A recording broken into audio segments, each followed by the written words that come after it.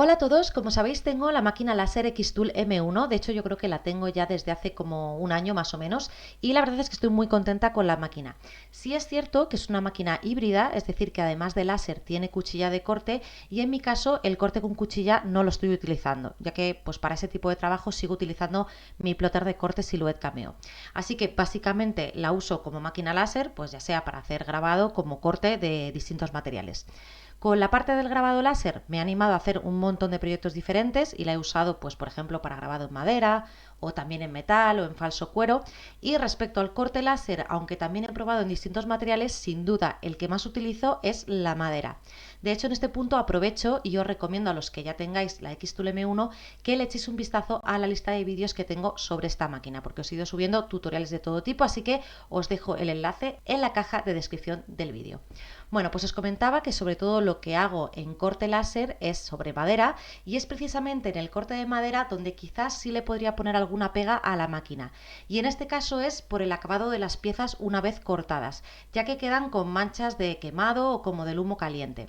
Hasta ahora para solucionar esto hacía dos cosas, o bien enmascarar la pieza con blue tape antes de cortarla, o bien si no la enmascaraba limpiar las piezas una vez que las tenía cortadas, que por cierto en mi caso lo que mejor me ha funcionado es el vinagre blanco. Pero lógicamente estos remedios requieren tiempo y si uno está haciendo un proyecto puntual pues quizás no te importe limpiar las piezas de madera después, pero cuando tienes que hacer muchas piezas pues empieza a dar bastante más pereza. El caso es que he tardado un año en decidirme por el asistente de aire y sinceramente si lo llego a saber lo hago antes porque sí que se nota la diferencia y mucho. Así que para que lo veáis os enseño este ejemplo del mismo corte, primero cortado sin utilizar el asistente de aire y luego usando el asistente. Y sin el asistente de aire se ven claramente esas manchas como de humo y fijaros sin embargo qué limpias salen las piezas cuando utilizamos el asistente de aire. Sinceramente me parece una maravilla. ¿Y qué es esto del asistente de aire o qué hace? Bueno, pues simplemente es una bomba de aire con un tubo que va a una boquilla que se instala donde está el láser y lo que va a hacer es expulsar aire y esto lo que va a hacer es reducir la temperatura que va a coger el material y además disipar el humo, con lo cual el resultado del corte de las piezas queda mucho más limpio. Sí es cierto que el asistente de aire supone gastarse un dinero adicional a lo que ya cuesta la máquina, pero también es cierto que habiendo ya hecho una gran inversión en la máquina, creo que merece la pena comprar por un poco más el asistente de aire. De hecho, bueno, bajo mi punto de vista lo ideal sería que el asistente de aire viniese ya incluido con la máquina y preinstalado.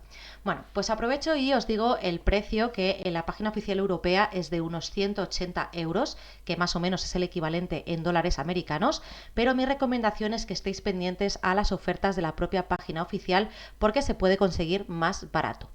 Para aquellos que os vayáis a animar a comprarlo, os dejo el enlace en la caja de descripción del vídeo.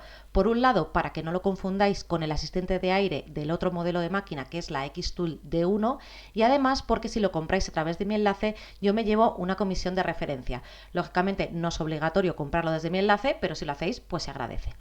También comentaros que para aquellos que decidáis comprarlo os llegarán las distintas piezas y tenéis que hacer la instalación del asistente de aire. Viene con un libro de instrucciones, pero por si os sirve de ayuda yo os he dejado un vídeo en el que os explico los pasos para que os resulte súper fácil instalarlo. Una vez instalado, usarlo es muy sencillo porque simplemente tenemos que encenderlo con el mando que viene integrado en el cable cuando queramos usarlo. No hace falta configurar nada ni hacer nada diferente en el programa, simplemente encender o apagar el aparato. Bueno, pues hasta aquí mi reflexión sobre el asistente de aire. Si os queda alguna duda, dejadlo en los comentarios por si puedo ayudaros. Y os mando un saludo a todos. Recuerda darle a like si te ha gustado el vídeo y suscribirte a mi canal si aún no lo has hecho. ¡Hasta luego!